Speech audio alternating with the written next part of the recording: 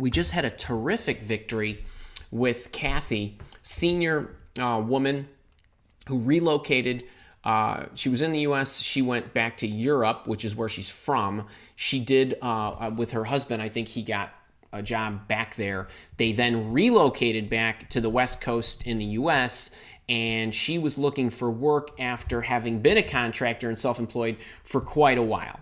And, she ultimately ended up he actually had multiple offers and had multiple companies chasing her. It was not a piece of cake or by any stretch. She had to work it, but she got a great job.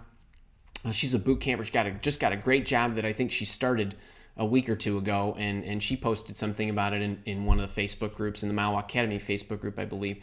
So, I know a lot of people have been asking me about this. They say they're concerned or they're getting a lot of kickback from third-party recruiters about them being either self-employed or contractors or whatever. Don't sweat it. I am telling you not to sweat it. But you do have to handle a couple things appropriately. If you genuinely are a contractor, have been, whether it's been a year, 2 years, 5 years, 10 years, makes no difference. If you've been a contractor for a long time and you were looking to get back to full-time employment, there are many reasons why people want to do this. Benefits is an issue, and they're very expensive these days. I know it's very difficult as a contractor to sell yourself continually. That's one of the biggest, I would say, of all the contractors that I know that want to get full-time employment, 9 out of 10 of them, the reason is because they don't enjoy looking for that next gig. And these are contractors that are not, and I want to clarify here. There's a lot of staffing organizations that deal with part-time talent.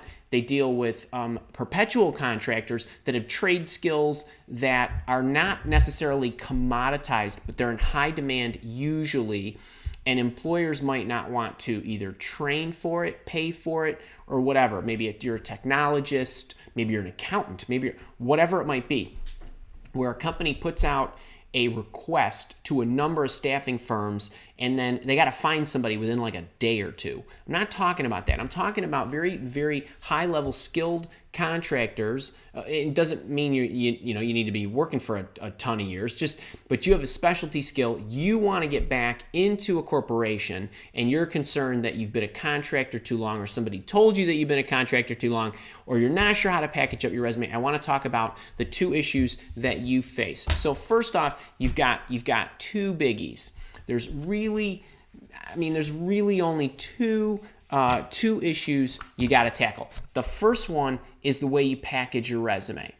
Now, the thing that I love to do with the resume for contractors is, if let's say you've got 10 assignments that you've done, maybe they're a variety, maybe they're 3 months, maybe they're a year, maybe they're 6 months and a year, and so on. Total variety. Maybe it's 2-3 years you've been doing this, maybe it's 15 years. Regardless of whatever your situation is, however long it is, you should treat your contracting as though you are working for a company. That company is you. Whether it has a name, you can use the name. Whether it's, John Doe LLC, John Doe Sole Proprietor, John Doe Inc., whatever it is, put that as your company name.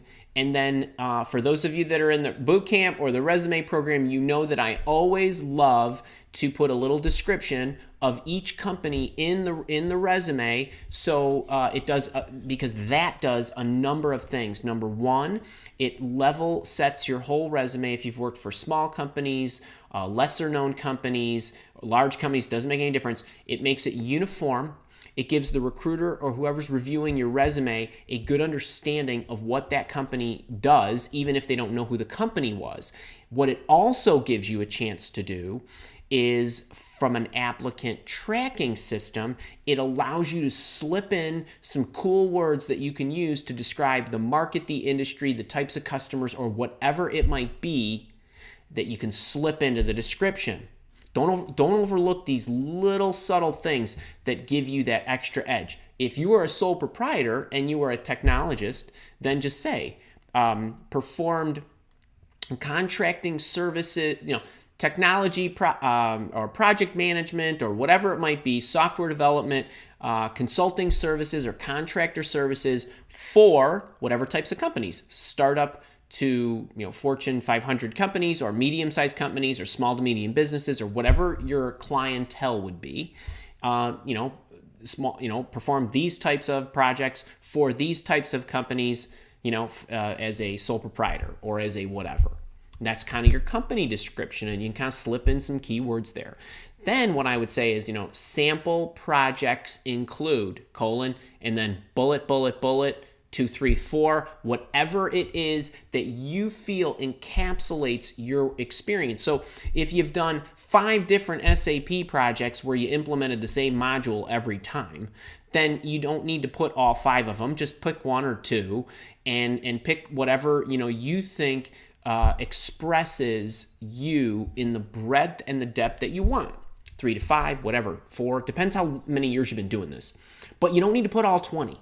And then what I would do is in your description, you could you could put sample projects include, or a full list of projects available, semicolon, sample projects include, and then list it. And then what you can also do if you want is have a separate kind of CV style listing of your clients and all the projects. And then if somebody's interested in seeing all those, you hand them a second document. But you don't slip that second document in the applicant tracking system. Don't wrestle with it. Don't attach it unless they want it. And then what I would do, that's the first part. And then in your cover letters, you can highlight you're interested in working for that particular organization. You have a breadth and depth of skills and knowledge from your consulting experience.